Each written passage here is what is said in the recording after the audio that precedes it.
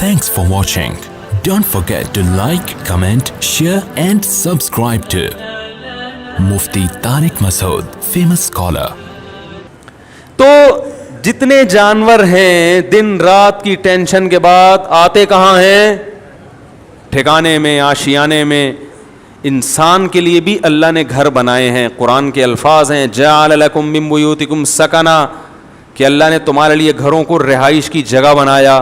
سکنا جو ہے نا یعنی رہائش کی جگہ. اور اللہ نے یہ بھی فرمایا گھر بنتا ہے ریلیشن سے. جعل لکم من انفسکم ازواجا لتسکنوا الیہا، اللہ نے تمہارے لیے جوڑے پیدا کیے تاکہ تم سکون حاصل کرو. تو نکاح ہوتا ہے، گھر وجود میں آتا ہے، اور اللہ نے بتایا کہ یہ جو تمہارے گھر میں آئی ہے اس سے تمہیں کیا ملے گا؟ سکون ملے گا. تو پتہ چلا یہ تو سارا پروسیس ہے کس کے لیے؟ سکون کے لیے بھائی. اور ہمارے ہاں زیادہ تر ٹینشنوں کے واقعات گھروں کے ہوتے ہیں.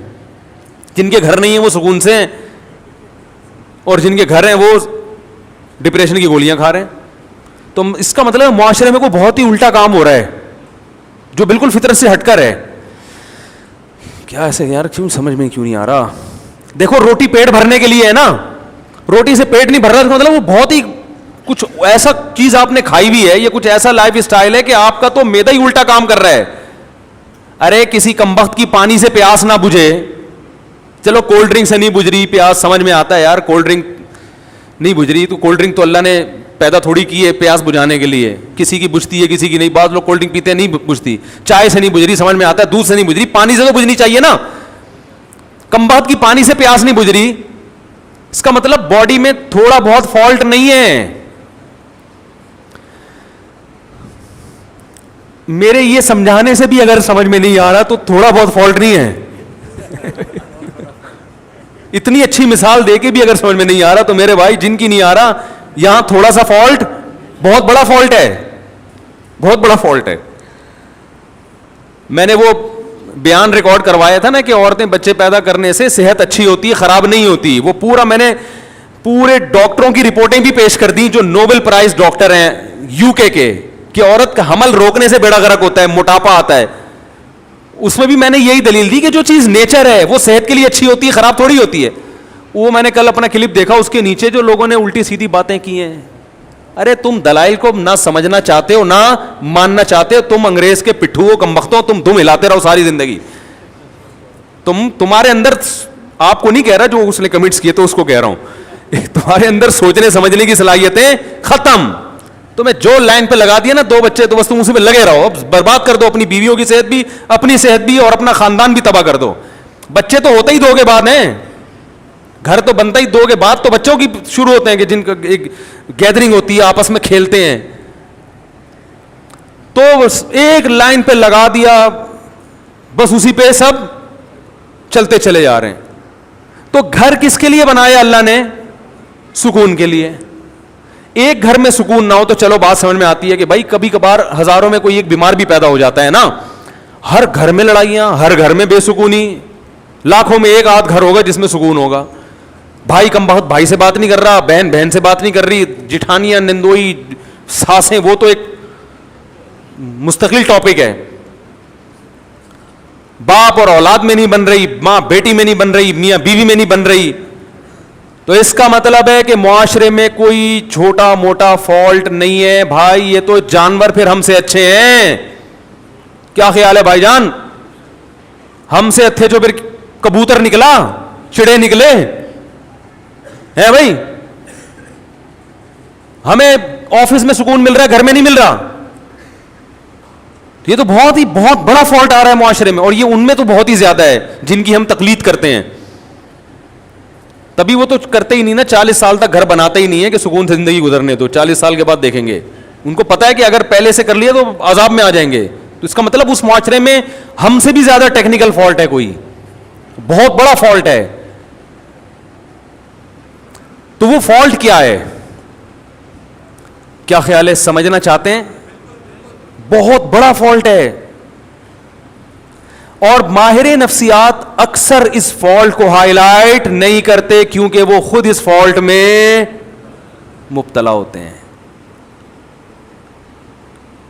الحمدللہ سمجھا پا رہا ہوں اپنی بات. یہ بات سمجھ میں نہیں آ رہی, یہ بھی میں چھوڑ رہا ہوں آہستہ آہستہ. سمجھ میں آ رہی ہے بات؟ وہ اکثر اس فالٹ میں مبتلا ہیں. وہ کیا ہے فالٹ؟ کہ جب تک حقوق کا دائرہ کار متعین نہیں کیا جائے گا کبھی بھی اتحاد اور محبت پیدا نہیں ہو سکتی. اس کو ایک اور اسٹائل میں بیان کرتا ہوں, دوسرے اسٹائل میں. جب تک ظلم ختم نہیں ہوگا گھر میں محبت پیدا نہیں ہوگی, اور ظلم کو جب تک ڈیفائن نہیں کیا جائے گا کہ ظلم کی ڈیفینیشن کیا ہے, ظلم ختم ہو نہیں سکتا. نہیں آ رہی بات؟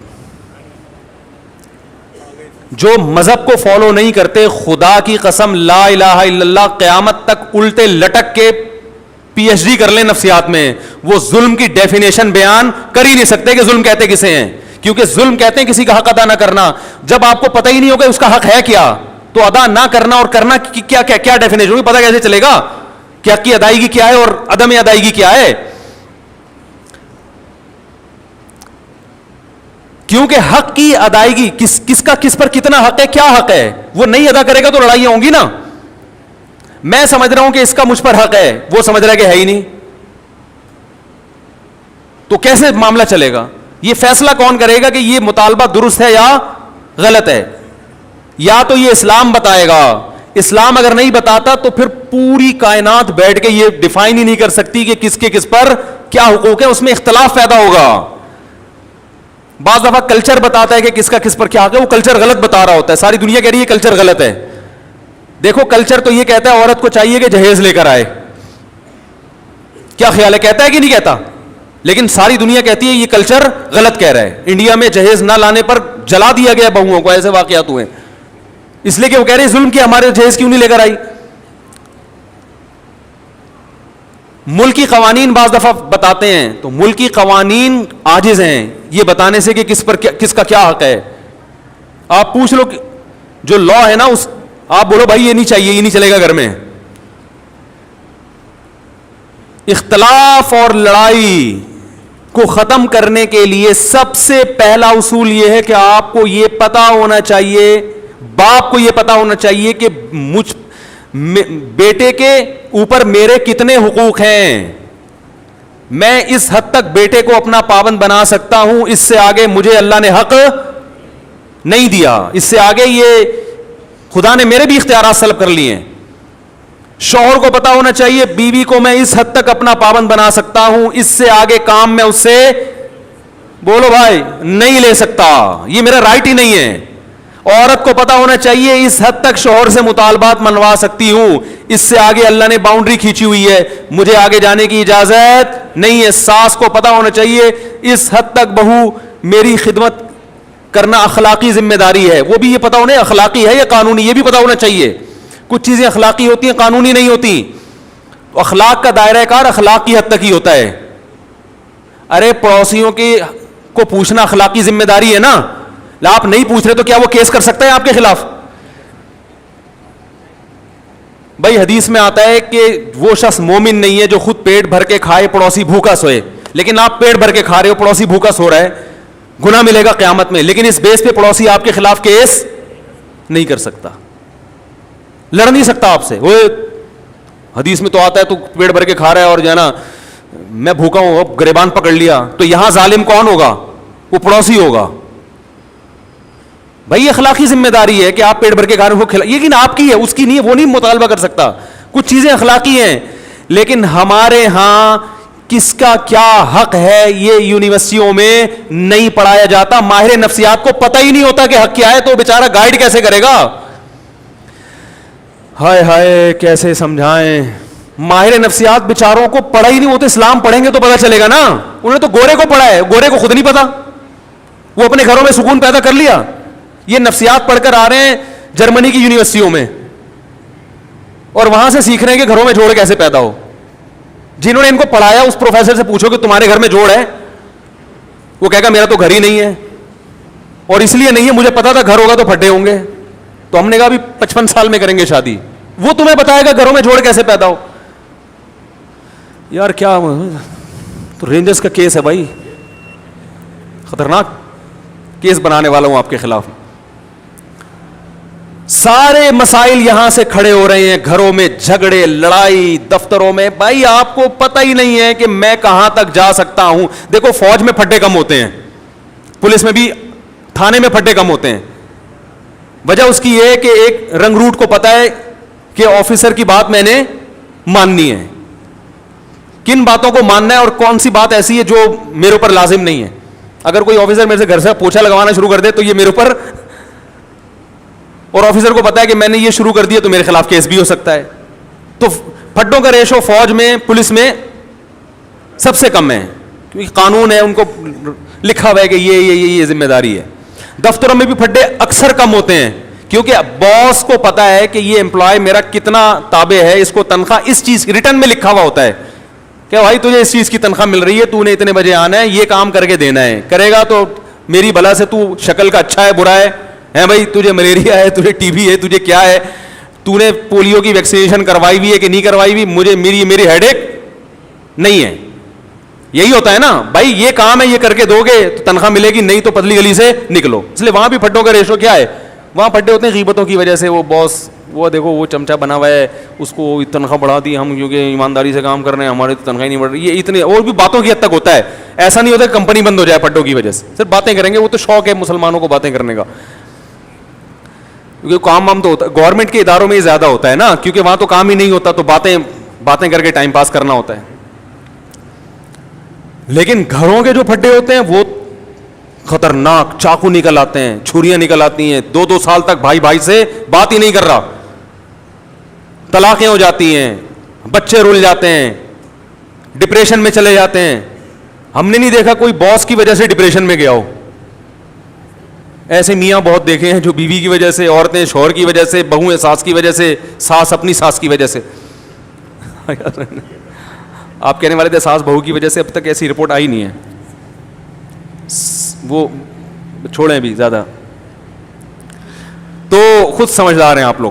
وہ ساس بھی ڈپریشن میں آتی ہے, لیکن وہ کس کی وجہ سے, اپنی ساس نے اس کو ڈپریشن کا مریض بنا کے دنیا سے گئی ہوتی ہے, تو وہ آگے پارسل کر رہی ہوتی ہے یہ امانت بہو کی طرف, ٹھیک, کہ مجھے جو وراثت میں ڈپریشن ملی تھی وہ میں پوری کہاں ٹرانسفر کر رہی ہوں, بہو کو. اب جب جھگڑے ہوتے ہیں ساس بہو کے بہت, ہم کہتے ہیں بھائی الگ کرو, تو ماں باپ پھر غیرت کے تانے, ہم نے دودھ پلایا جوان کر دیا, الگ ہو رہے ہو. حالانکہ یہ ماں باپ کا رائٹ نہیں ہے, یہ آپ کا حق ہی نہیں ہے. بیٹا جوان ہو گیا, بالکل الگ رہ سکتا ہے, وہ نہ رہے اچھی بات ہے, ساتھ میں جو برکت ہے وہ الگ, لیکن یہ وہی ہے, اخلاقی کچھ اور چیزیں ہوتی ہیں. لیکن پڑوسی گریبان تھوڑی پکڑ سکتا ہے آپ کا کہ بھئی حدیث میں آتا ہے تو مجھے کھلایا کرو, تو کھلاؤ. تو ماہر نفسیات سے گزارش ہے, جب لوگوں کو موٹیویٹ کیا کریں, کچھ اچھے بھی ہیں الحمدللہ, ہر جگہ اچھے برے بھی ہوتے ہیں, اچھے تو سارے ہی ہیں, لیکن بہت سی چیزوں میں بیچاروں کے پاس خود گائیڈنس نہیں ہوتی, گائیڈنس نہیں ہوتی. وہ انگلش کے الفاظ گھما رہے ہوتے ہیں ایکچولی یوں وغیرہ وغیرہ, مجھے تو اتنی انگلش نہیں آتی. تو بات صحیح ہونی چاہیے, چاہے انگلش میں ہو یا اردو میں ہو یا پنجابی میں ہو. لوگ زبان کو دیکھ رہے ہیں آج کل, اسٹائل کو دیکھ رہے ہیں, باتوں کو, کیونکہ فلموں کا دور ہے نا, ڈراموں کا دور ہے, جس کے اسٹائل اچھے لوگ متاثر ہو رہے ہیں, بات کو تو دیکھ نہیں رہے. بات بھی ہو اسٹائل بھی ہو پھر مزہ ہے. کیا خیال ہے, بات بھی ہو اور اسٹائل بھی ہو, اور اگر اسٹائل نہیں ہے تو بات کو زیادہ فوکس کرنا چاہیے. اسٹائل کی اتنی ویلیو نہیں ہے, لیکن بات بہرحال صحیح ہونی چاہیے. تو آپ کو یہ پتا ہونا چاہیے کہ میرے ماتحت جو لوگ ہیں, میں ان کو اس حد تک پابند بنا سکتا ہوں, اس سے زیادہ شریعت نے مجھے حق بولو نہیں دی. یہ سب سے پہلے والدین پر آتا ہے. ہمارے یہاں پتہ ہے سسٹم کیا چل رہا ہے, جس کی لاٹھی اس کی بھینس. بیٹا فرما بردار ہوگا تو باپ اس کو نچوڑ لے گا, بولے کہ ہر بات مانتا ہے, تو اس کی یہی غلطی ہے کہ ہر بات مانتا ہے کم وقت. کہیں نو کر دے تو باپ بیٹے کے کو پورے معاشرے میں ذلیل کر دیتا ہے, میرا بیٹا میری بات نہیں مان رہا. ارے وہ ہر بات مان رہا ہے. ایک دفعہ ایک ابا آئے مجھے کہنے لگے میرا بیٹا یہ میرا, میں نے کہا یار ایسے بیٹے آج کل آرڈر پہ نہیں ملتے, اتنا نیک ہیں. ایک چیز میں اگر اس نے انکار کر دیا اور وہ اس کا حق بھی ہے, تو آپ کو تو کہنا چاہیے بیٹا میں, یعنی آپ کو تو اس کا دل جیتنا چاہیے, لیکن چونکہ بیٹا فرما بردار مل گیا تو ابا اس کو پوری طرح نچوڑ رہے ہیں. اگر وہی نافرمان ہوتا تو ابا کہتے صرف 100 میں سے 1 بھی مان لے تو میں خوش ہو جاؤں گا. سیزن یہ چل رہا ہے, صحیح ہے نا, موسم چلتا ہے نا, ابھی آم کا موسم ختم, انگور آ گئے, تو سیزن ہوتا ہے نا, جب انگور ہے تو ہر جگہ انگور ہی انگور نظر آئیں گے آپ کو. اور یہی حال ابا کا ہے. جب تک ابا آپ کی مجبوری ہیں, آپ کے ابا بہت اچھے, پیسے نکلوانے ان سے, جہاں ابا کی ضرورت نہیں رہی وہاں ابا سے زیادہ ٹینشن والا آپ کے گھر میں, جب ابا بوڑھے ہوتے ہیں تو کیسا ستایا جاتا ہے ان کو. یہ ہمارے معاشرے میں اکثر ہوتا ہے.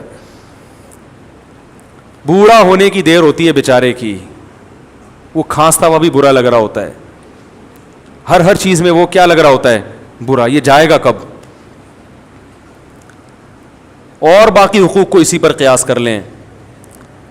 تو یہ جو اللہ نے فرمایا ادخلوا فی السلم کافہ, مکمل اسلام میں داخل ہو جاؤ, اس مکمل میں یہ بھی ہے کہ آپ کو یہ پتا ہونا چاہیے کہ سامنے والے کے مجھ پر کتنے حقوق ہیں. ایک چھوٹا سا واقعہ سنا کے بیان ختم کرتا ہوں. ہمارے شیخ مفتی رشید احمد صاحب بڑے بزرگ تھے, ہم ان کا بہت احترام, ان کے غلاموں کے غلام تھے, غلاموں کے غلام. میں نے حضرت سے کوئی بات عرض کی کہ حضرت کچھ ایسی بات ہے, کچھ گھر سے متعلق. حضرت نے وہ بات مشورے کے لیے کسی سے ذکر کر دی. تو میں نے حضرت سے عرض کیا حضرت یہ گھر کی بات تھی, یہ باہر نہیں آنی چاہیے تھی. حضرت نے مجھ سے معذرت کرنا شروع کر دی, کئی غلطی ہوئی ہے مجھ سے, حالانکہ وہ بات کوئی ایسی نہیں تھی. اب اگر وہ یہ کہتے کہ میں چونکہ بزرگ ہیں, میں بڑا, میں نے کر دی تو کیا ہو گیا, ہم تو کچھ نہیں کہتے, کیونکہ اخلاقی ذمہ داری ہے کہ بڑوں سے اگر غلطی بھی ہو جائے تو معاف کرو.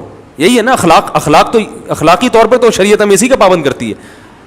لیکن یہ ان کا بڑا پن کہ وہ جانتے تھے کہ بھائی یا اس سے آگے, حالانکہ کوئی ایسی بات نہیں تھی, لیکن جس سے کی وہ مجھے پتا تھا کہ میرا دشمن ہے. تو کسی کا راز فاش کرنا یہ باپ کے لیے بھی جائز نہیں ہے کہ اپنے بیٹے کا راز, بولو نا, فاش. باپ کے لیے بھی جائز نہیں ہے کہ اپنے بیٹے کی غیبت کرے.